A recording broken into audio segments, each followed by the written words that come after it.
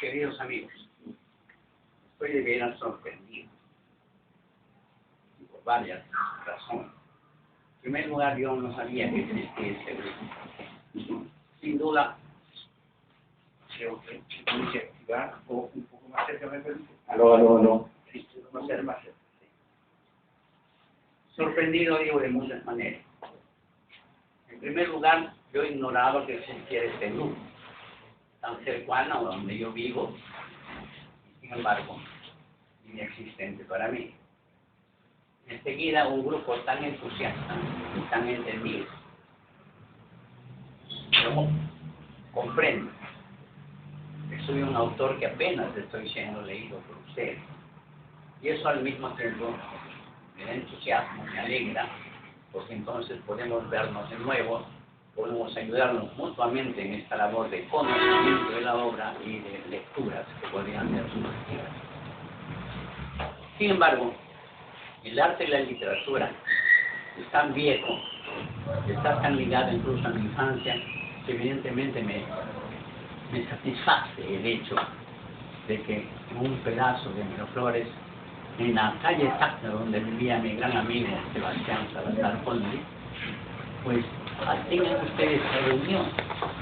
A veces uno pasa delante de los garajes, de los galpones, y ve, oye algunos ruidos, uno no sabe de qué será.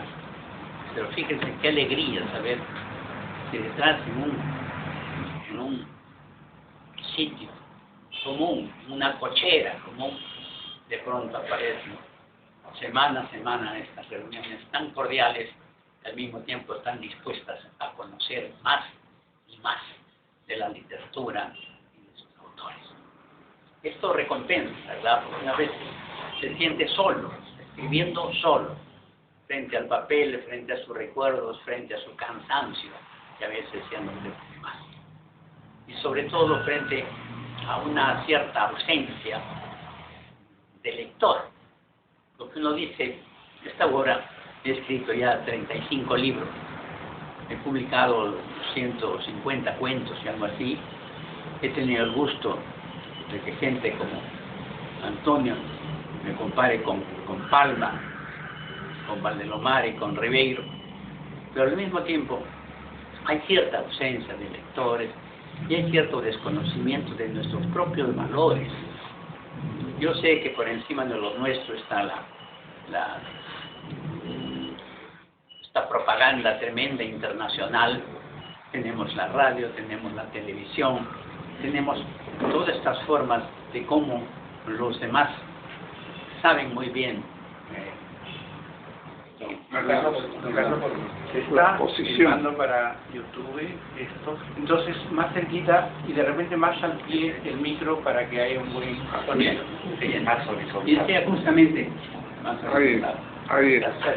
entonces justamente me refería a esto, esta parte de comunicación que a lo mejor no lo es, porque si hemos llegado a un punto en que esa comunicación podría dejar de serla, estos mundos en que tenemos una serie de programas en la televisión, tenemos programas que están en manos en redes sociales, etc. Y entonces podrían saber algo más de lo que nosotros quisiéramos también que se sepa. Hay muchos autores peruanos como yo que han trabajado en mi grupo antes y después de mi grupo. Yo vengo además de la Facultad de Medicina. Yo he sido de aquellos que erró y dio un mal paso, un faux pas, como les gusta decir a ciertos snobs, diciendo que di un mal paso y perdí mi tiempo en medicina. Pues sí, estuve 3 años y medio en esa carrera y luego me di cuenta de que no me gustaba lo suficientemente.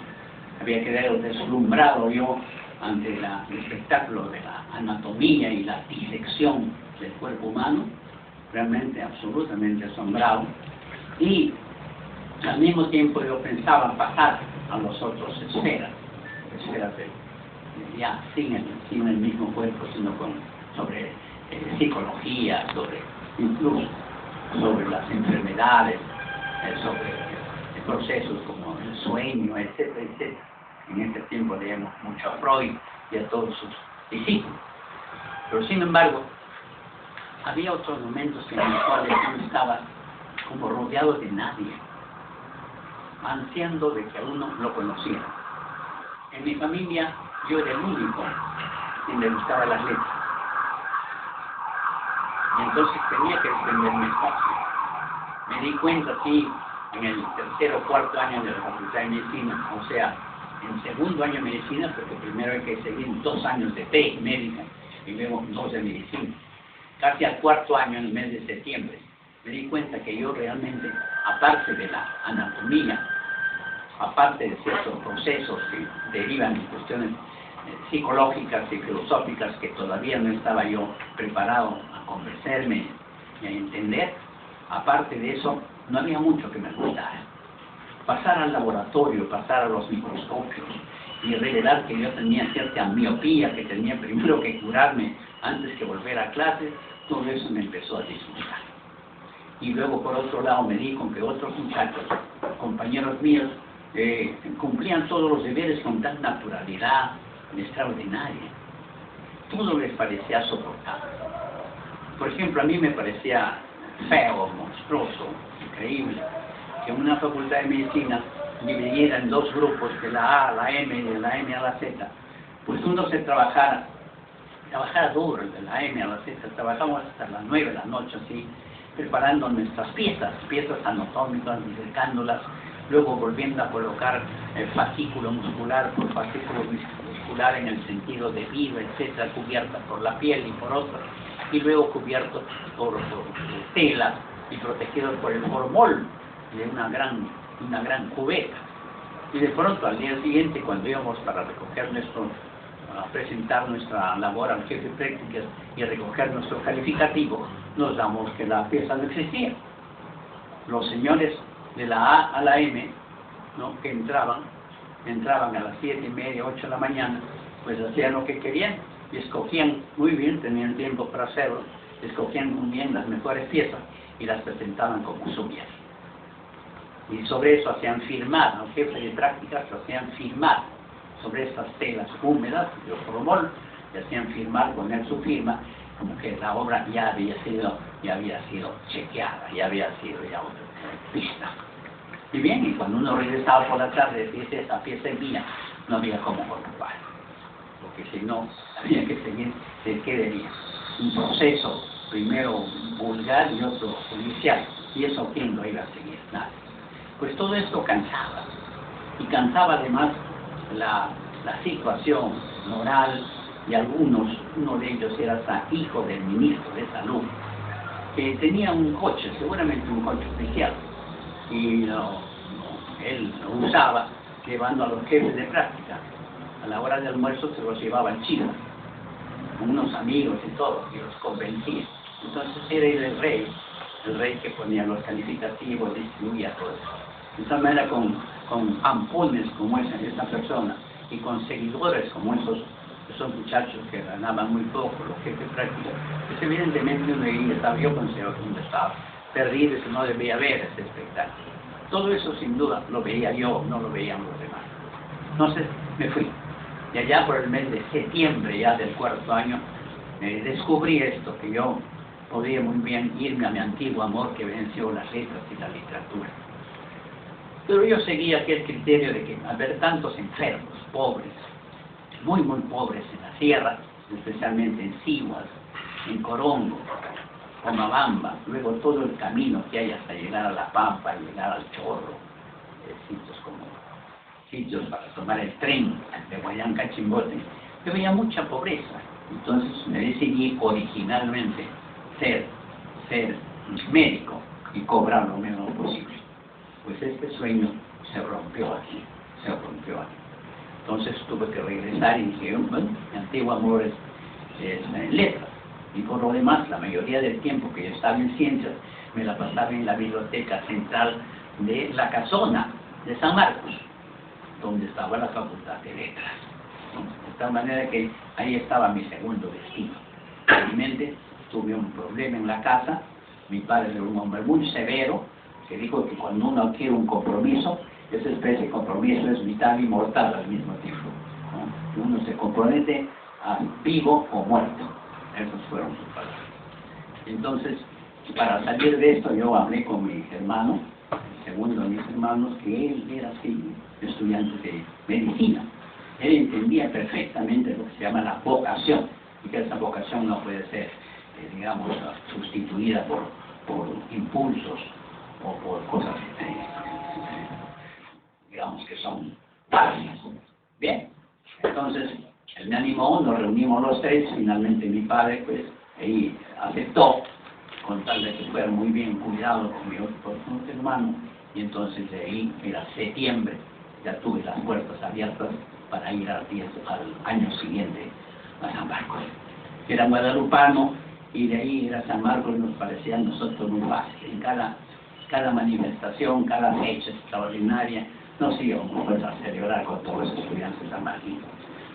Y por estos tiempos que yo les hablo, entre el 44 y el 47, la historia del Perú, por una parte, se compuso de una alegría extraordinaria, y pensamos que había otro país mucho más grandioso que hayamos tenido nunca.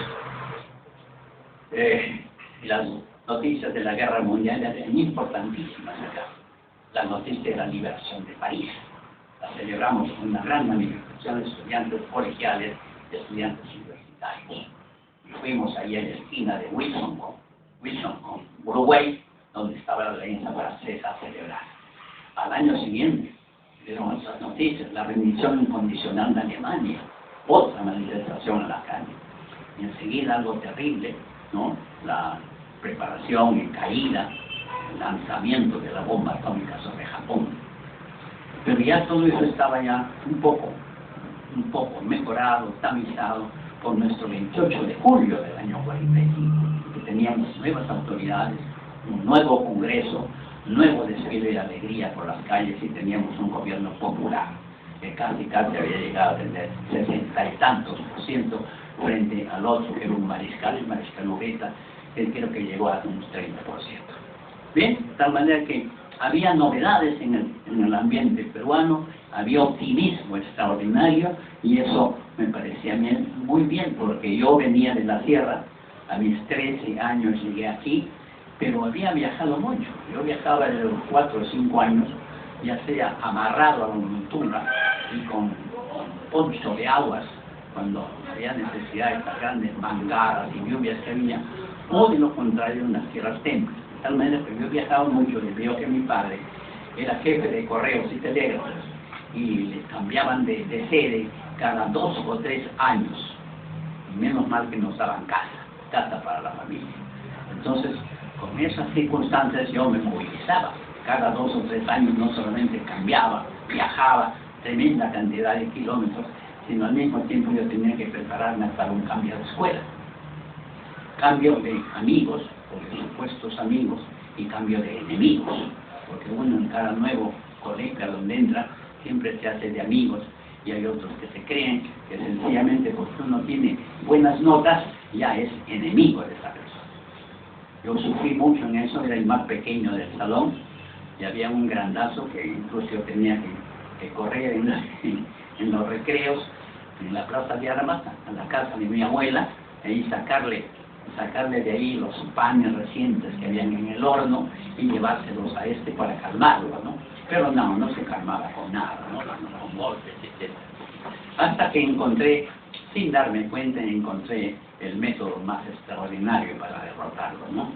Que era cada 2 meses, o que sea, damos una especie de pasos, y ahí el profesor me daba un papelito de contrabando, y ahí tenía mi 19 o mi 20. Pues realmente enseñándole solamente 2 veces esos papeles, pude derrotar a este enemigo mío. Y era un curioso enemigo que tenía yanques. Teníamos amigos en la sala de clases que tenían yanques, no tenían todavía zapatos. O sea que nosotros estamos junto con los criollos, los hijos de los indios y todo, en una especie de cambio, de mezcla de razas y de procedencia. Bien, y después de ahí ya tuve que pasar a otras escuelas, tuve que ir a Corongo, por ejemplo, a la segunda tierra de él, y Corongo me pareció muy hermoso, es en la cúspide de una carretera que se llamaba Culebrilla, no iba así, porque evidentemente no se podía ir paralelamente. Entonces, la Culebrilla, y llegábamos ahí una especie, una colección de cerros oscuros, azules, pardos o negros, y al centro había como un jardín, un pequeño jardín de flores, y estaba el pueblo ahí. Y ahí estuve 6 meses, un frío extraordinario, pero al mismo tiempo ahí fragué una novela, se llama Los Ingas, una novela que me sirvió de mucho, porque coincidió el año 51 con el 4º centenario de la existencia de la Universidad de San Marcos, el 4º centenario.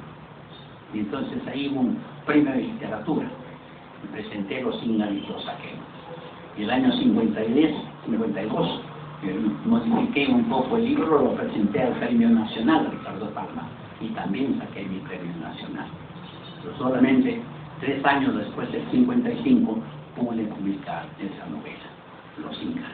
Entonces para mí es una mimada y que demuestran los grandes influjos de Joyce y de Faulkner que había en su estilo, pero al mismo tiempo quería yo concederle una especie de aura trágica a las cosas que sucedían ahí, porque todo estaba envuelto en hipocresías, estaba envuelto en mentiras.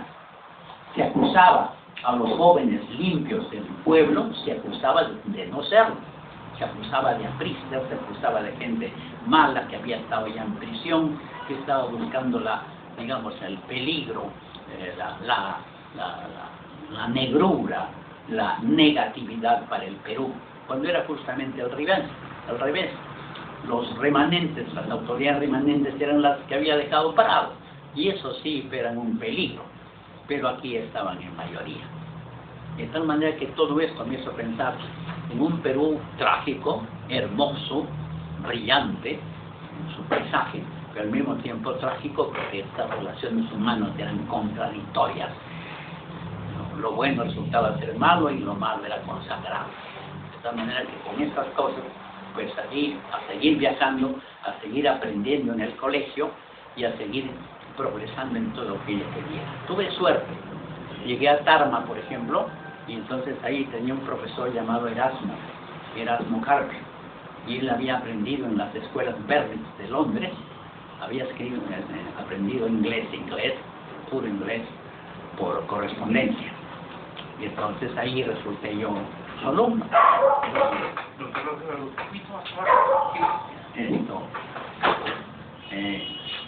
Congeniamos muy bien, resulté ser su buen alumno, y desde allí me encantó el inglés. O sea, yo soy tercero de media, y en adelante yo no solamente leía, sino hablaba muy bien en inglés, ¿no? Ya después pasé aquí a Guadalupe. En Guadalupe me di con un profesor criollazo, gordo, pesado, criollazo, que había pasado su vida muy cerca de los Docklands de Nueva York, del puerto de Nueva York, con toda esa aura popular, plebeya, y con todo ese conocimiento de términos duros, procaces, vulgares y todo del inglés. Entonces él fue mi profesor de Guadalupe, mi profesor en 2 años, y un profesor que tenía un método formidable. Nadie se sienta aquí, todo el mundo de pie, todo aquel que se llame, el apellido desde la A a la Z, de pie, aquí, de izquierda a derecha, todos, de la A hasta la Z. Y ahí nos bombardeaba con preguntas que nosotros teníamos que traducir en una forma inminente, como si fueran disparos. ¿Estuve yo aquí? ¿No estuve yo? ¿Quién estuvo acá? ¿Por qué viniste tú? ¿Cuándo irás? Aquí y allá. Todo en inglés. Que era una cosa pero electrizante. Que en las primeras secciones el de la A estaba pues por allá, por la M ya. El de la M se había subido un poco, etc. Era así, pero al mismo tiempo era muy digamos, muy positivo todo esto, porque lo enardecía y por otro lado le picaba la atención, la memoria, la vivacidad que se tiene, y para luego la habilidad para sonidos extranjeros y todo. De tal manera que este fue el ambiente de mi educación secundaria.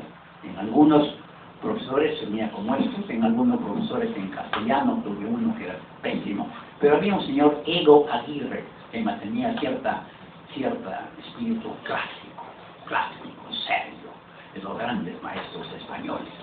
Entonces él compensaba lo que no daba uno, lo daba otro. Felizmente terminé ahí y iba a cumplir 16 años allá por marzo, y ya me presenté a San Marcos, entré muy bien. Y lo lindo era que uno daba el examen oral, que era el más importante de todos, frente a 5 profesores. Uno lo ponían allí, solo, en asiento, lo sentía un poco desnudo, y 5 profesores, que poco a poco resultaron ser muy amables, muy cordiales. Y preguntaban de todo, no solamente de los cursos, preguntaban de usted, ¿y quién es usted? ¿Y por qué ha venido? ¿Usted cree que va aquí a levantar cabeza? ¿Usted cree que va a triunfar? ¿Qué cosa quiere usted hacer? ¿Usted sabe en qué país vive? Cosas así.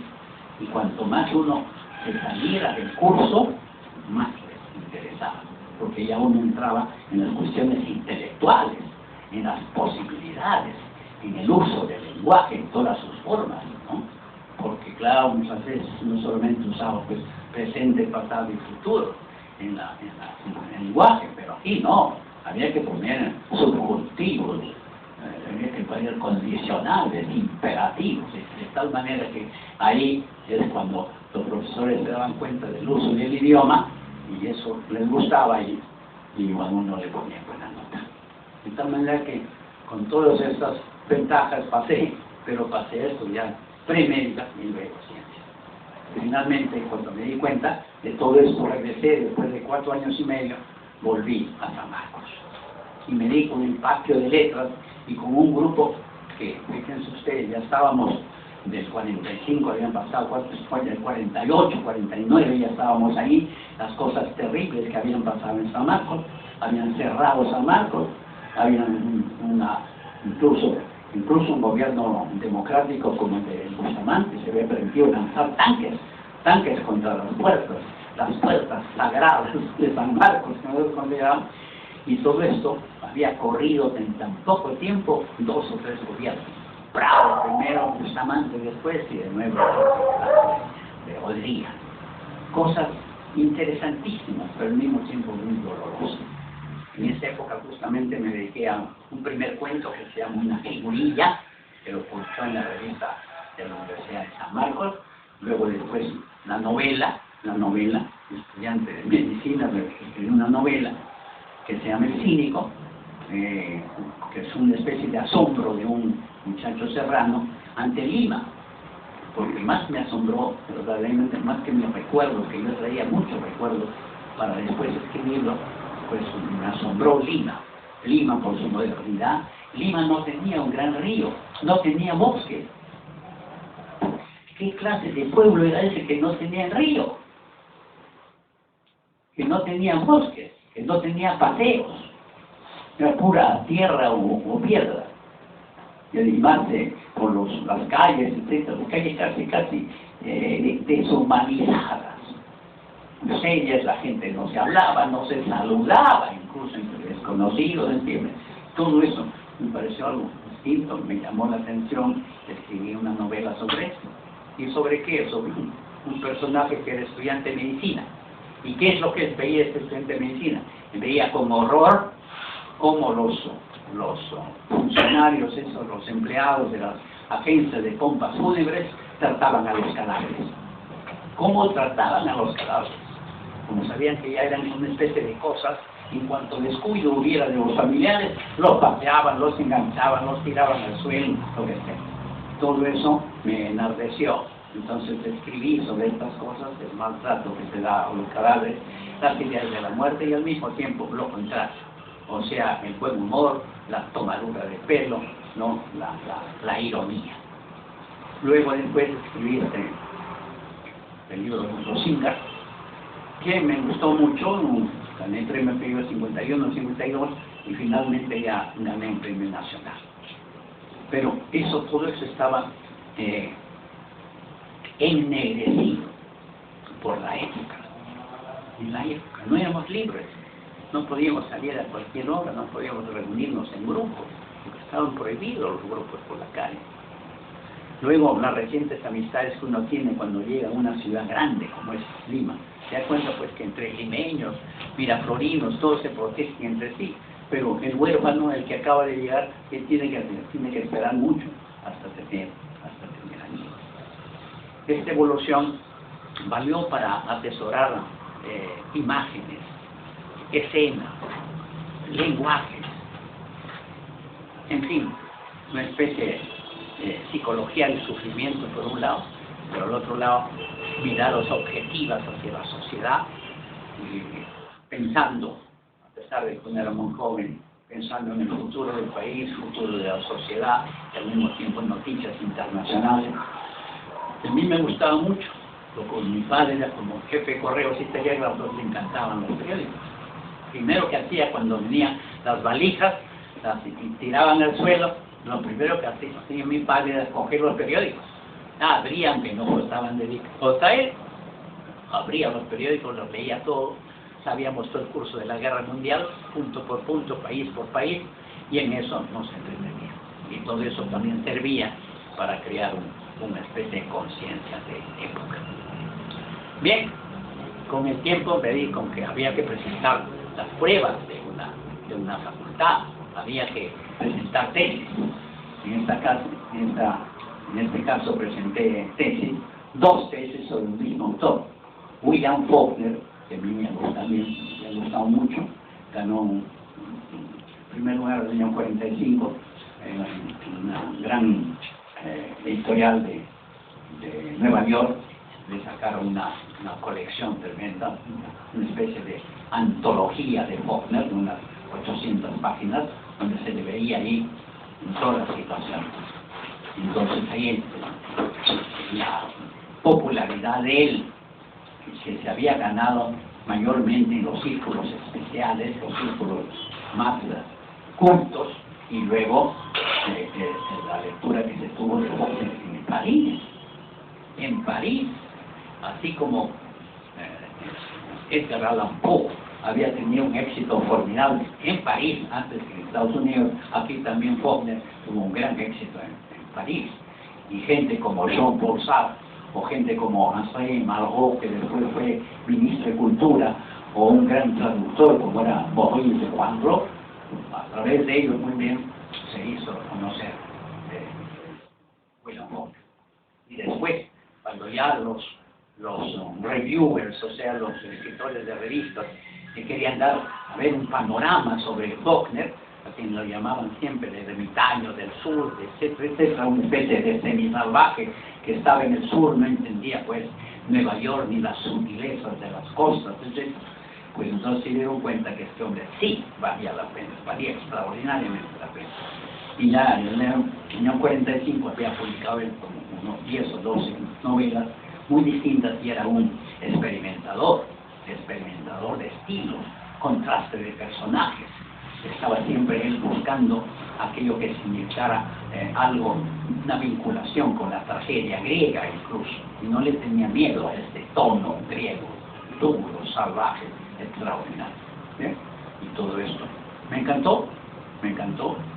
Viajé a Estados Unidos, me dio una beca, y con la primera beca hice mi primer libro sobre él, recogiendo todo lo que en castellano se hubiera llegado a Lima. Y ya la segunda tesis la hizo sobre toda la bibliografía que pude conseguir en grandes universidades norteamericanas, donde también al mismo tiempo conseguí revistas francesas que habían sido pues las que habían levantado el ánimo en el pasado de Poe y en el presente ahora de Faulkner, y también se preocupaba mucho de Dos Pasos y de Ernest Hemingway.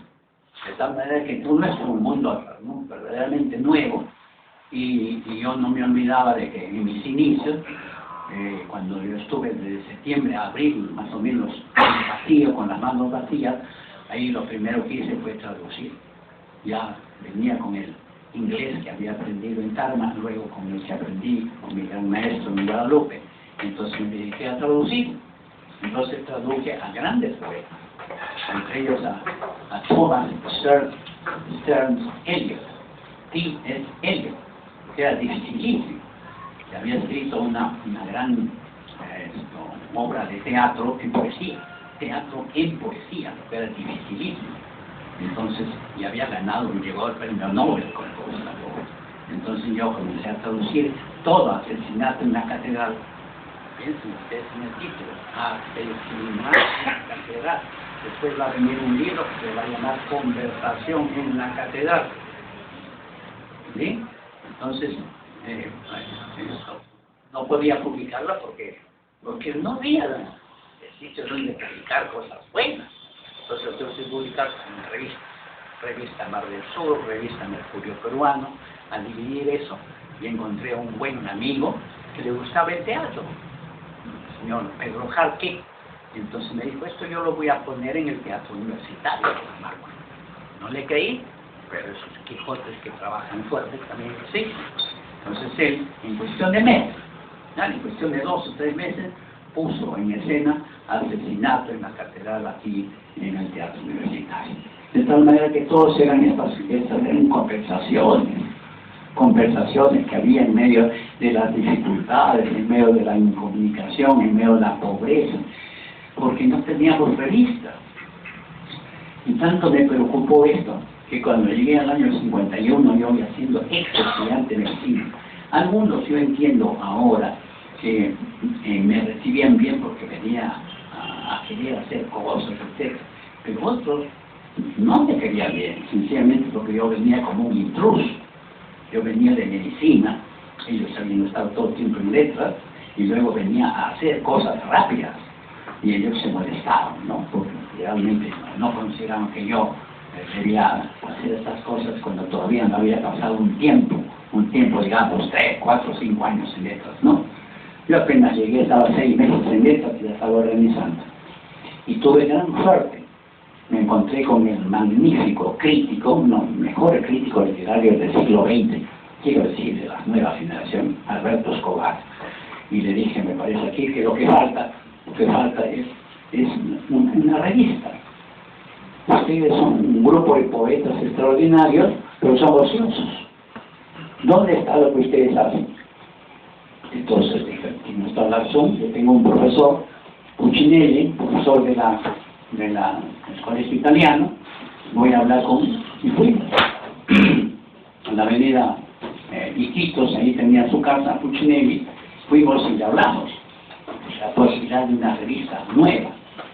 Entonces él nos pidió de plazo una obra o algo así, y después ya nos aceptó.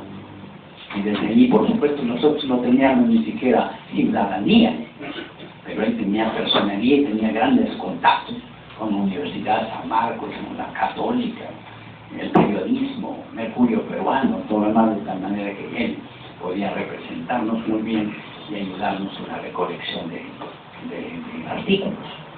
Y además, de cuando en cuando él se iba a Europa, especialmente a Italia y a España, y de ahí nos traía artículos. Hemos tenido artículos firmados por Azorín, artículos firmados por el premio Nobel Guillén, artículos firmados por los hermanos Alonso.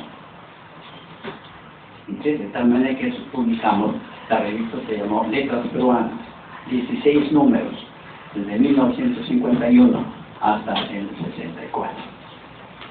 Y ahí caían, como una especie de cocina caliente, van cayendo uno a uno los amigos.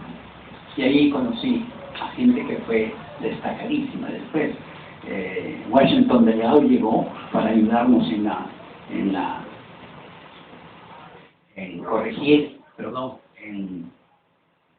dar noticias de los nuevos libros.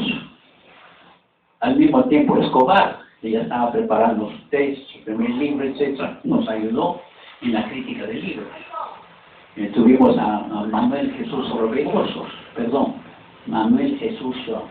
Vaquerizo, de Huancayo, etc., estudiaba en la Católica también, en esa sección.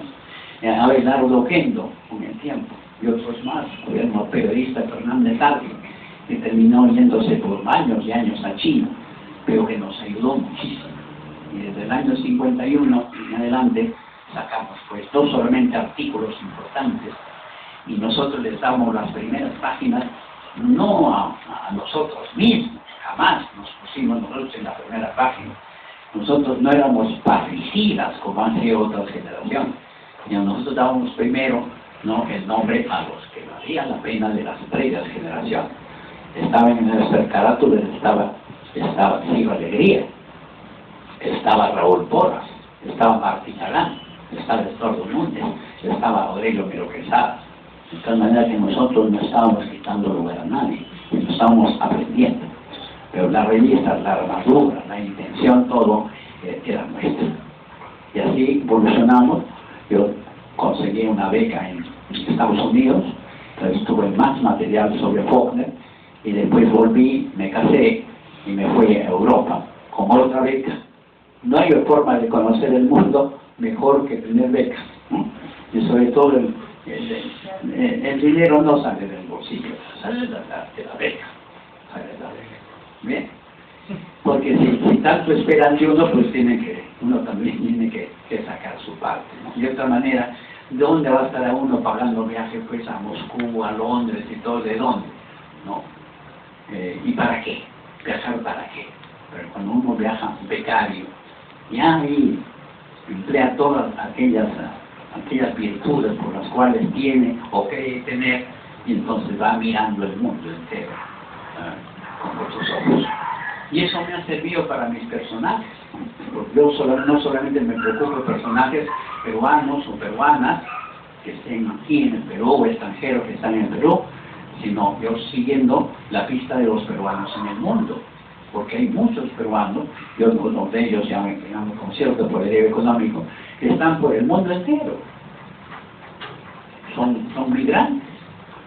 Entonces hay que acompañarlos, hay que vivir con ellos, hay que ver sus problemas, etc.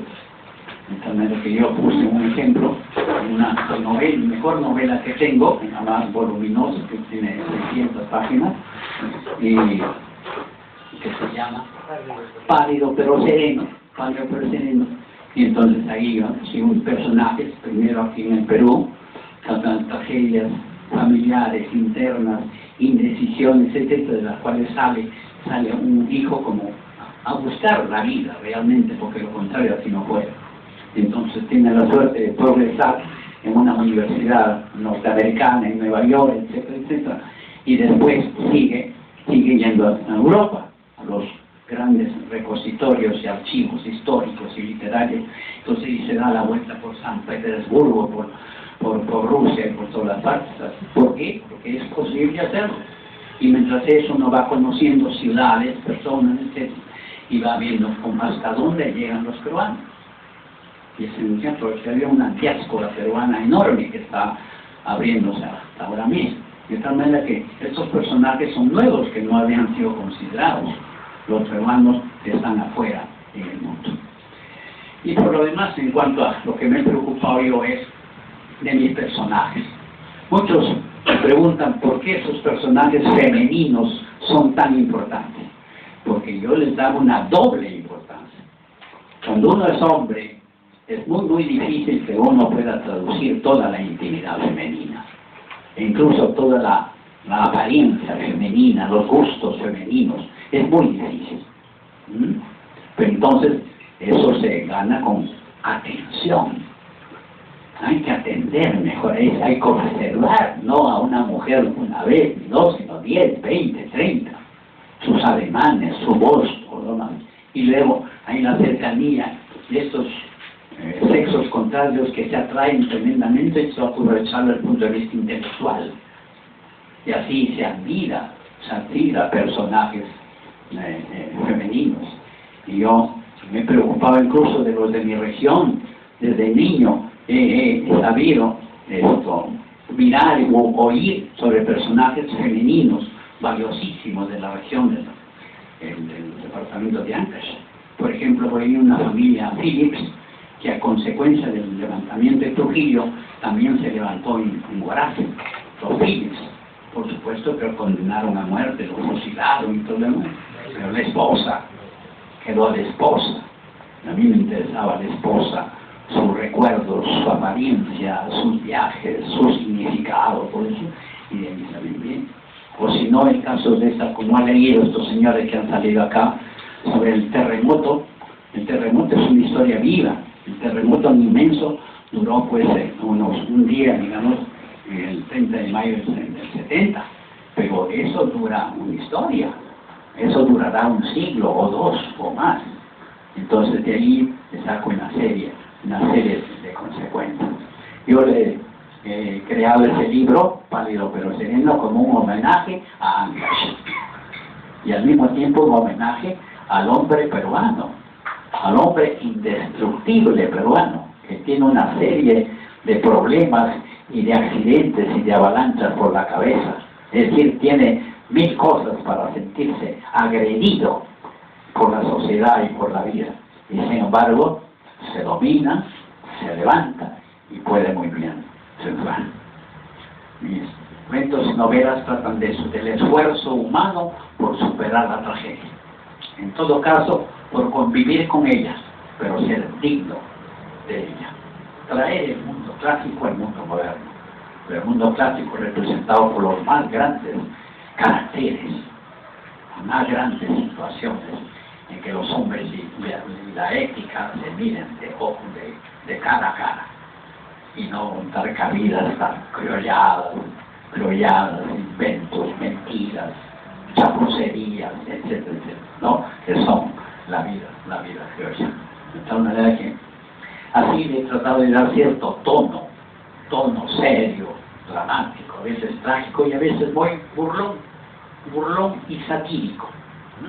Para tratar de ver este mundo que es tan difícil de describir, pero al mismo tiempo que es un mundo pujante que uno ve que está en ese ascenso.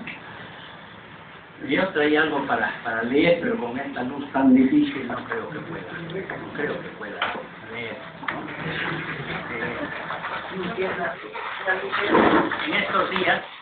En estos días he cerrado un contrato con una editorial llamada San Marcos, pero que no es de la universidad, es de un señor Aníbal Paredes.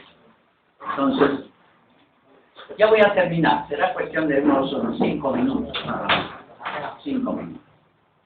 Entonces, hemos quedado en publicar los 3 tomos y pico que tenía yo en libros muy gruesos, muy pesados, muy caros, pues lo vamos a convertir en libros pequeños, libros máximo de 10 horas, y con 100, 150 páginas cada uno. Y vamos a comenzar por unos cuentos inéditos que se llaman cuentos extraordinarios y brevísimos, ¿no? Vamos a ver. Joven violada por 8 hombres. En medio de un revuelo de periodistas y camarógrafos, una joven sube al estrado y se sienta sola a la gran mesa. Gracias. Varios de aquellos preguntan a la vez. Siguen el revuelo y la confusión, hasta que una voz se impone en la sala y dice: señores, antes de formular sus preguntas, pido 1 minuto de silencio en honor a ella.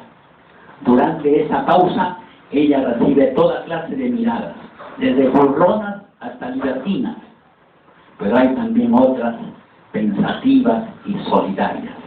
Transcurrido el lapso, ella alza la voz y dice: espero que en este para mí larguísimo minuto algunos de ustedes hayan comprendido lo que de veras siento.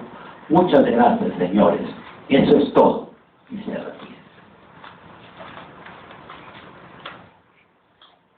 El bombazo de Tarata. Consideran un tema tan difícil como ese. El bombazo de Tarata. Durante décadas, mientras éramos niños y jóvenes, las historias de torturas y privaciones, por ejemplo la del hombre de la máscara de hierro, nos fascinaban como hitos de aventuras inevitables. Es fácil y a la vez horrendo imaginar el encierro de aquel hombre, digo, de su cabeza, boca y ojos dentro de una prisión maquiavélica, sin duda abierta y maléfica, a la cual se suman los otros encierros sucesivos de patios, calabozos, grilletes, cerraduras y llaves sobre llaves, y todo el castillo acaba siendo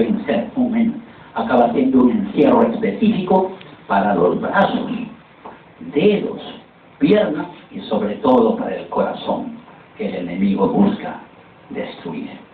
Y todo este conjunto, la máscara, la cabeza, la inutilidad de ojos y piernas, constituyen también insultos y ofensas.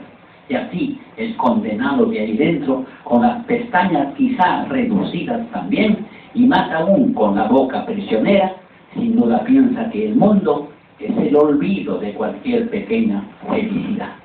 Como por ejemplo, solo el ver el trayecto de un rayo de sol por el patio. Pensemos ahora en la calle Caracas.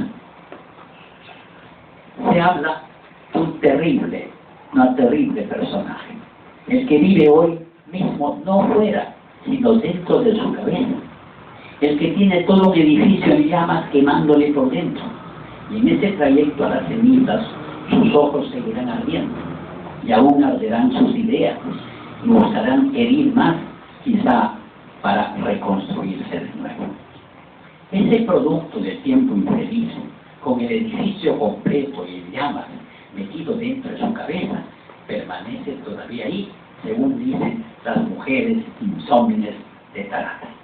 Sí, el edificio rojo ha empezado a ser dibujado en las escuelas, y si bien algunos alumnos han logrado figuras notables, lo difícil será cargar todo el edificio crepitante y meterlo en la cabeza, que se ha creado ya una nueva forma de morir. Y luego quisiera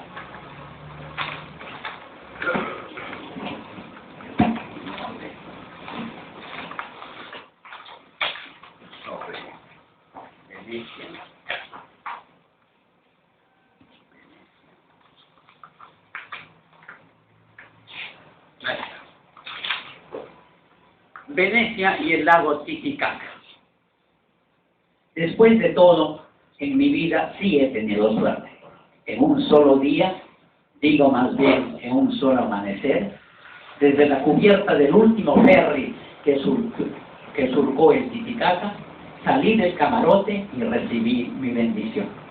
Vi lo que parecía un mar de esmeraldas, de joyas hechas de agua azul y de niebla, en una exacta proporción, para llegar al límite sin límite, para entender en un segundo que el hombre podría pasar su vida averiguando qué paraíso era ese, qué lejano, solitario y feliz se hallaba uno en ese infinito vaivén de esmeraldas, bañándose en el aire, después esperando el sol, que al fin cuando salía lo subrayaría todo. Solamente haría eso, subrayar lo increíble, abrigar la mañana, a fin de que el hombre continúe feliz, así fuese por última vez.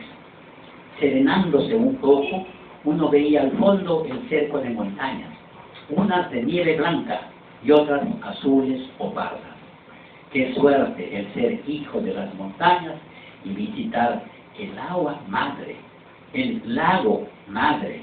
Por el camino habíamos visto decenas de lagunas hijas y nietas de esa madre. Creo o sueño que cuando viajé a Europa llevé ese mundo conmigo, y de pronto al llegar a Venecia y a sus increíbles espejos, por encima de los cuales surca diariamente el hombre, tomé en una mano el recuerdo del Titicaca y lo anudé con esos espejos, visiones, mares y lagunas de Venecia, y allí quedaron ambos para el asombro del mundo. Así, cuando me llegue el dolor, este tardará todavía un trecho antes de romper la coraza de agua, de niebla y de esmeralda. Muchas gracias.